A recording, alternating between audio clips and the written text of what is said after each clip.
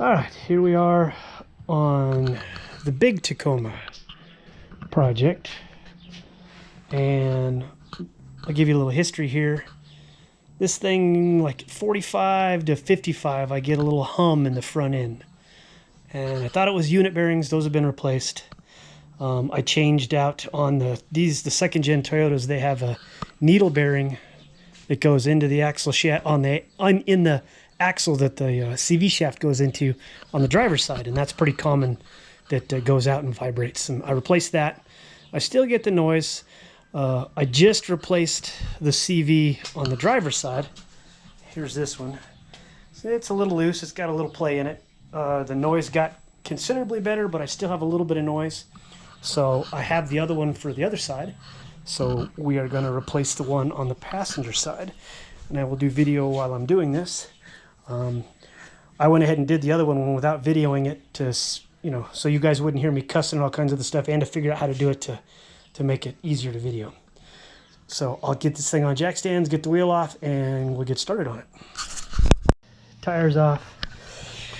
We got to take caliper off, and I got a bungee. A lot of guys will just undo the lower and try to swing this out of the way and do this and undo it, but so they say it's easier, but to me it's just too much weight to get out of the way, and when it does fall, it's a pain in the butt. So I like to take the caliper off and hang it up here, also the ABS sensor, and hang it up here. Then I can get the rotor off and everything. Then it's easier to get to this, and a lot of times you got to use a puller to pull these off of the axle shaft or off the CV shaft, so it's kind of a pain in the butt, but I'll show you when we get there. Calipers off, pulled up out of the way. I still have to disconnect the ABS sensor, but I can't really get to it until I get this all off, and then I'll pull it up and completely out of the way. Rotor's off. I got to take this cap off to get to the bolt that will undo the CV shaft, and there's also a keeper and a cotter key. I'll video that once I get it off. Alright, keeper's out. I used a giant pry bar and a socket to get that loose. We'll take that off. The new kit actually comes with a new nut, a new cotter key, and a new keeper. I have to take these bolts off now to be able to put the puller on here and pull this off of the axle shaft. And then once you do that, you can't just, like in a Jeep, you can pull this axle shaft straight out. This, you actually have to unbolt the bottom of the knuckle from the ball joint and pull everything out of the way, because the way the seals are, you can't pull this straight through. Okay, I got all 4 bolts. So on a Toyota, the bolts go this way. A lot of other vehicles, the bolts come in from the back side, and it's easy, and you can just do it without having to get here. And you can just pull this whole unit out in one piece. These only go so far, and then you can't get this whole thing out in one piece. So this is the setup I used to pull the hub bearing off. This one's been off before, so it shouldn't be too bad. When you first do your original one, holy crap, it took me some serious oomph to get this off on the very first one after I replaced them. But they've been lubed pretty good, and now they come apart pretty easy. So I will get this off, and then we'll do some more video. Alright, so I used the 2-jaw puller to push this in to get it out of here.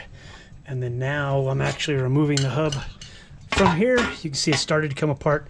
You can actually take these bolts and run them up against the stud, and as you're backing them out, it'll push out a little bit. Then you can get a pry bar in here and put it out. They're kind of hard sometimes because the O-ring will get stuck or get cockeyed in there, and there's seals, and this guy will get in the way. But once you start getting to move a little bit, then it's just a matter of time. You just keep working on it, and it comes out. It just takes time. All right, old unit bearing is out. There it is right there. Looks like it's been heated up a little bit. A little grease came out. The dust shield's off. And now, as you can see, so here's the ABS sensor. I got to pull that off. But there's these seals in here, so you can't pull this through here. So you have to undo these 2 bottom bolts and lift this up and out of the way, and then you can get to the shaft. ABS sensor's out of the way. I'll clean all that up here. Now you have to take these 2 bolts for the lower ball joint off. And when you do that, you want to kind of stick the jack under here and support the A-arm so that everything doesn't bottom all the way out. So, because you're going to need the jack to push this back up anyway to get it all to go back together. So I'll put the jack under there, put a little pressure on it, get these off, get that caliper up and out of the way, and then we can start working on getting that axle shaft out, which on the other side was the part that took me the most time. It was kind of hard. Jack stand is supporting my A-arm. I removed the bolts for the lower control arm and the ball joint. Now all this, I can lift it, separate this, pull this through and lift this out of the way, and then start working on the axle shaft. Okay, so remember when I said it's a pain in the ass to get these shafts out? Well, here's my solution. Slide hammer, okay, with just one hook on a two hook. Take this and you hook this on the inside of that joint, and you can put a hose clamp on it and clamp it down, but I just hold it down with my hand and slowly start tapping, you know, pulling on that axle shaft. And as you can see, it's hard to see, but right there, it's starting to come apart. So it won't be long and I'll have it out. And after a good 5 minutes of tapping real gentle, and that seal, but the new one has a seal on it, so I'm not worried. And it's not really a seal, it's just a metal thing that holds the seal in. As you can see, everything in there looks good. I'm hoping my noise isn't that bearing right there. If it is, then I'll probably have someone do it. But I have a feeling it's these guys. Because I already changed the one and the noise got considerably better. And what probably caused this was when I first started towing with the Tacoma, I had a camper and I didn't have airbags in it, and it would really lift the front end. So I was going down the highway, you know, 70 miles an hour with these CV shafts at a pretty good angle, and it probably wore out the bearings in here. And you don't hear any clicking when you turn, but I'm sure with 130,000 miles, these are probably just worn out. So we'll get this one swapped, and then we'll go for a drive. I will film a little bit when I'm putting it all back together slowly to show you a few things. All right, getting the new ones in is not that bad. You just got to kind of get it started, and then take a really long screwdriver and put it in this little lip right here and just gently tap to get it past the keeper. And then once it's in, then that's it. It's like it's in there now. So now we will start putting all this back together. All right, lower ball joint or lower arm is now attached back to the knuckle. This is your anti-lock brake sensor. It's pretty dirty. I'm actually going to clean it off a little bit. Let me put the stand on this thing.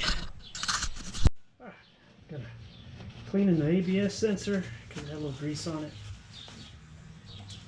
Put it back in. Of course, it's a 10 millimeter, so it's impossible to find in my toolbox. It took me forever. Anytime I go to a friend's house, I always try to get in their toolbox and take their 10 millimeters. Just messes with their brain. All right, that's done. Now we're going to put all the hub back together. Got to do everything in the right order. It's kind of a pain in the butt. You got to make sure you get this the right way. Put this back on, and I'll film some more once I get it all back together. All right, got it started. But I was going to take a quick break from this to show you. So I don't know if you've seen during this video. These are the gloves. These are made by Carhartt, and they're a grip glove. And I love these so far. I have dexterity in them. I can do nuts and bolts. I can feel. The only drawback so far is your hands get real sweaty, but it's a lot easier to clean sweat than it is dirt and grime and all kinds of other stuff. They are, I mean, I can grab hold of stuff and really hold on to it. These things grip like nobody's business. And when you're said and done, you just kind of put soap on them just like you would be washing your hands and scrub them real good and then just let them dry out. And they work freaking amazing. I think they're about 20 bucks at one of my local stores. I ordered some on Amazon too for Christmas gifts. But they've helped through this whole build, holding on to stuff that they got slippery with gear oil and everything. So I'm pretty impressed with them. So I'm going to finish putting the axle nut on and pulling this all together and start bolting stuff together. And I'll make more videos of that once I get some more together. All right. So that's all back together. These are nice and tight. Torque spec on this is like 195. New axle came with new retainer. Came with new bolt, new retainer. And everybody always tries, oh, I have to spin this. You just got to spin it till it lines up. You don't have to turn the nut because each time you do this, it lines up differently. Like that's pretty close right there. So should be able to get the cotter pin back in and then bend it around. There we go. And then put the little cover on. There's the old one. Put the cover on, put the brakes back together, and then clean everything up and then take this thing for a test drive. All right, Big T Tacoma project, front CV shafts. They are in. And as you can see, they look nice and pretty and clean. and we'll have to see what we can do to change that. There's the other side.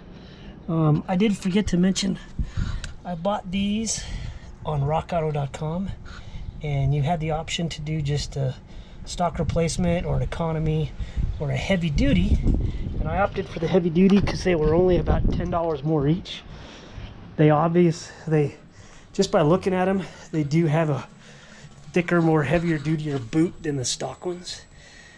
They also seemed a little heavier and a little thicker metal, you know, in the shaft, which it may or may not be, but they seemed very well built for something you buy off Rock Auto. I think the brand name is those guys. I think I paid about $180 for the set with all the hardware that came with them.